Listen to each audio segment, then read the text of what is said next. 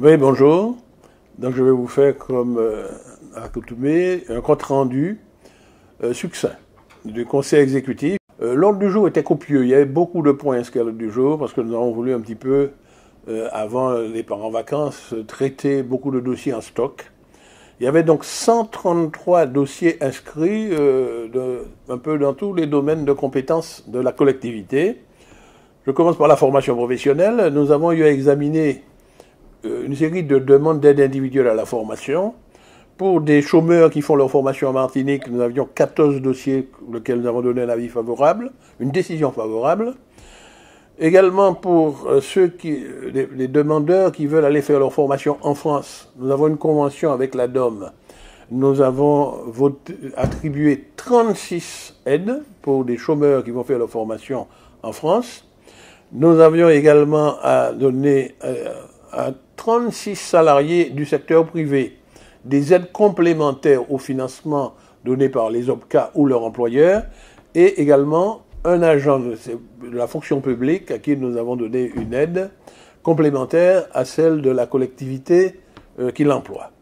Dans le domaine du développement économique, nous avions eu à attribuer des aides CTM plus CEDER, 16 dossiers. Donc nous avons passé en revue de nombreux dossiers. Dans le domaine agricole, de l'agriculture, là aussi les dossiers FEADER plus CTM pour 24 dossiers. Toujours dans le domaine de l'agriculture, nous avons attribué des primes à 109 agriculteurs. Ça qu'on appelle la prime d'encouragement à la plantation de cultures maraîchères et vivrières. 109 dossiers ont été traités. Et également des aides à 63 petits agriculteurs qui avaient été victimes des intempéries de l'année 2016. C'est dans le cadre du plan de restructuration de l'agriculture martiniquaise. Donc près de 200 petits agriculteurs vont recevoir des subventions que nous avons votées au Conseil exécutif. Dans le domaine de l'éducation, nous avions une série de demandes émanant de divers lycées pour des dotations complémentaires exceptionnelles pour des équipements qu'ils ont à acquérir pour la prochaine rentrée. Dans le domaine de la culture, nous avions de nombreux dossiers à étudier. Le nombre est important, aussi bien des aides pour des productions cinématographiques que des aides pour des actions culturelles, soit menées par des associations ou des entreprises, et nous avons passé en revue 31 dossiers. Dans le domaine social, alors nous avons examiné des aides de plusieurs natures. En particulier, nous avons décidé des subventions exceptionnelles à verser aux structures d'accueil de la petite enfance, les structures municipales, les crèches municipales, mais également les micro-crèches et des structures privées pour l'accueil des petites enfances, où la CTM donne également des subventions. De même que nous avons examiné le dossier d'assistante maternelle, une première tranche de 7 assistantes maternelles à qui nous attribuons des subventions d'investissement. Ce sont donc des personnes qui accueillent les enfants et ils ont droit à des subventions d'équipement pour favoriser les conditions dans lesquelles ils accueillent les jeunes enfants qui sont placés chez eux. Et puis il y a une association qui a fait la une de l'actualité dernièrement, c'est pour laquelle nous avons décidé nous avons tranché pour le montant d'aide à attribuer en 2018, c'est le CEPIOF.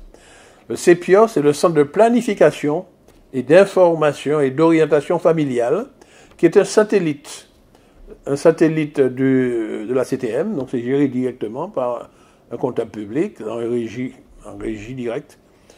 Donc nous avons arrêté le montant de financement et nous pensons que très rapidement l'arrêté délibéré et la convention seront rédigées pour leur permettre de recevoir la première tranche. Dans le domaine du logement, nous avions de nombreux dossiers à examiner. Ce sont des dossiers d'amélioration de l'aide à l'habitat. 157 dossiers. 157 dossiers où nous faisons du cofinancement avec l'État, avec l'Agence nationale de l'amélioration de l'habitat. C'est pour compléter le financement, pour permettre d'améliorer l'habitat de personnes défavorisées et qui sont propriétaires de leur logement. Et de même que nous avons attribué 8 aides à la construction durable à des familles qui construisent eux-mêmes leur logement, mais nous souhaitons les encourager à les construire parasismiques et anticycloniques. Donc 8. Enfin, dans le domaine de la pêche, nous avons revu le dispositif qui s'appelait AREM avant, c'était l'aide régionale pour l'emploi des matelots. C'est pour que les patrons marins-pêcheurs puissent recruter des matelots, parce que je rappelle que pour que les matelots qui sortent de l'école de formation maritime, qui est basée à Trinité, puissent valider leur titre professionnel, ils doivent avoir un certain nombre d'heures de navigation, donc il faut qu'ils soient embarqués. Donc il y a un dispositif d'aide que nous allons d'ailleurs rénover, puisque à la prochaine plénière, cette aide deviendra l'aide territoriale à l'emploi des marins, mais on va modifier les conditions pour augmenter l'encouragement aux patrons pêcheurs de recruter des jeunes matelots. Voilà en gros, en synthèse, ce que nous avons retenu. Et nous n'avons pas fini parce que le président prévoit à nouveau de convoquer le conseil exécutif au 2 août pour encore préparer les dossiers qui seront à présenter en plénière par la suite, vraisemblablement au mois de septembre, mais également nous voulons porter des réponses à ceux qui demandent des aides pour aller en formation avant la rentrée qui va se faire en septembre. Je vous remercie et à bientôt.